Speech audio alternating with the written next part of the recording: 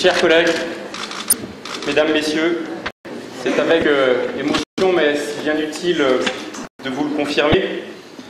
C'est aussi avec gratitude et en même temps gravité que je m'exprime devant vous à l'instant pour vous exprimer ma profonde reconnaissance pour m'avoir confié la lourde responsabilité d'être désormais le président du Conseil général de l'Essonne.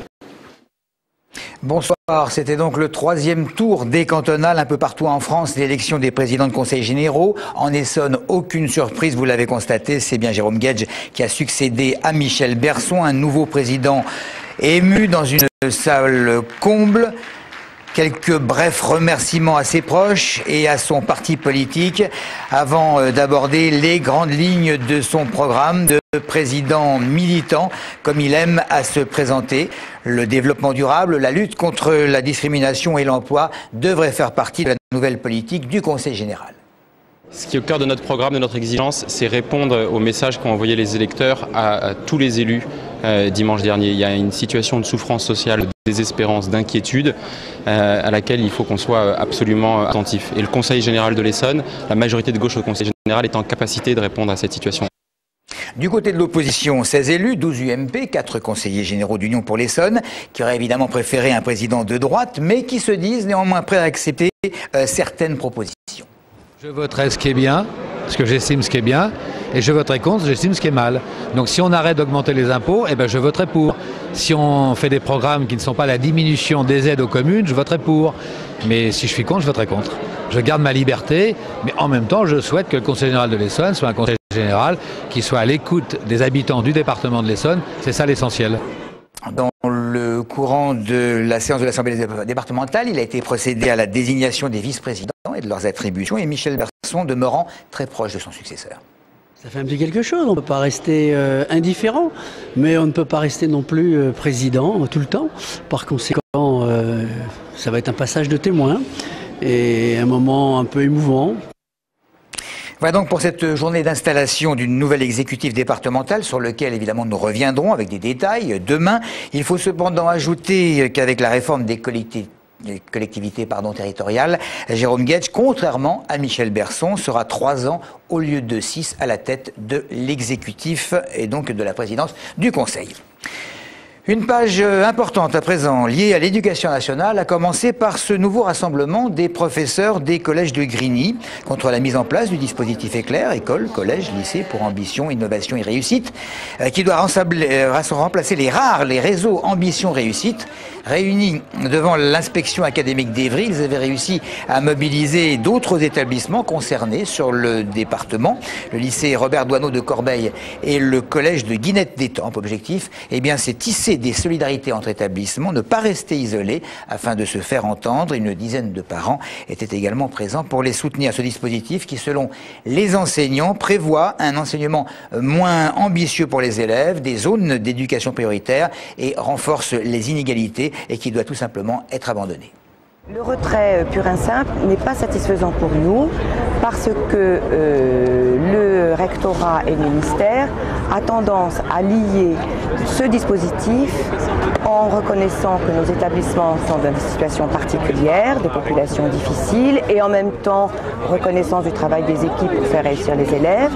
Et donc, c'est à ce titre qu'il justifie des moyens supplémentaires. Or, nous avons besoin des moyens supplémentaires qui ne sont pas extraordinaires, mais qui nous sont absolument nécessaires. Donc, nous voulons le retrait de ce dispositif, mais garder, voire développer les moyens dont nous disposons.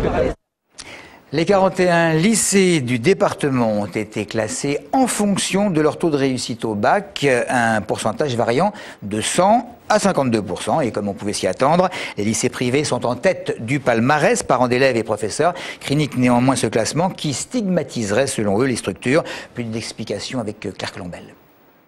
Les 50 élèves de terminale du lycée Jeanne d'Arc d'Étampes et les 51 de l'établissement L'Île-de-France de Villebon-sur-Yvette ont tous eu leur bac en 2010. Ces résultats parfaits placent les deux structures en tête du classement.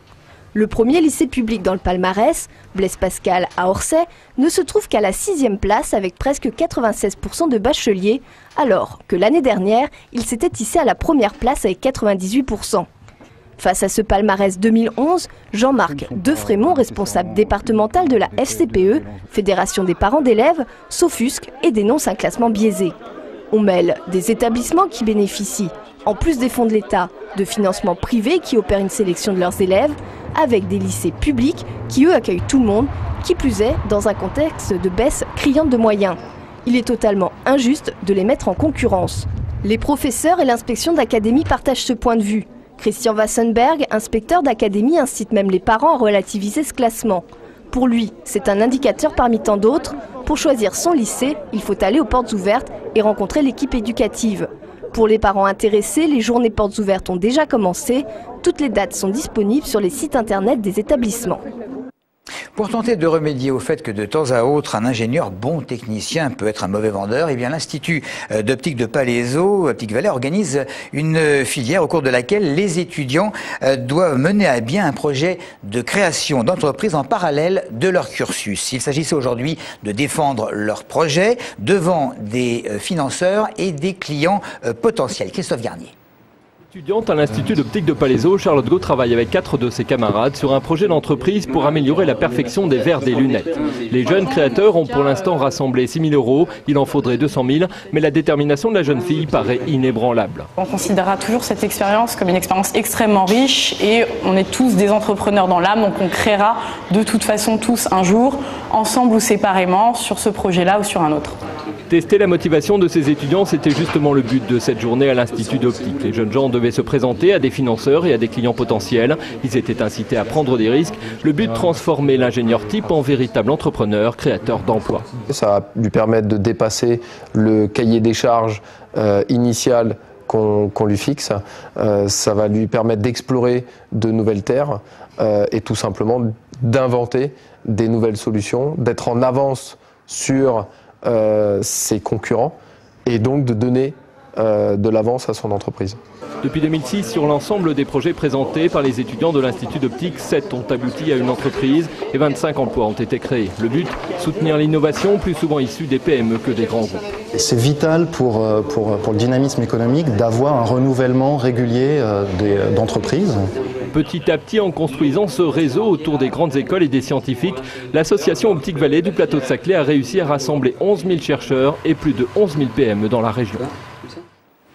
Le cinéma en prison, on va terminer par le festival Fleury fait son cinéma, projetant 8 films aux détenus de la maison d'arrêt. Festival qui s'est achevé aujourd'hui.